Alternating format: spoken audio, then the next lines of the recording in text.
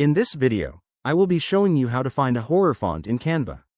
Let's get started. From the Canva homepage, I head up to the top left corner and click on the Create a Design button. From the menu options under Frequently Used Templates, I click on YouTube Thumbnail to open up a clean, blank canvas. Once the design workspace opens, I navigate over to the left-hand sidebar and click on the Text tab. Here, I click on Add a Heading to place a new text box directly onto the middle of the canvas. I double-click the placeholder text and type in sample text.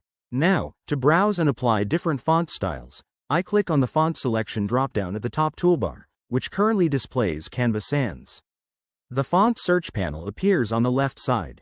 If I try typing horror directly into the search bar, Canva displays a message saying no results were found for that exact term.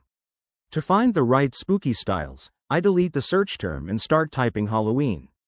In the suggestions that pop up, I click on the Halloween keyword. This brings up a complete collection of horror-themed, eerie, and distressed fonts, including styles like Scary Stories, Drunken Hour, Macabre Danger, and Jeepers.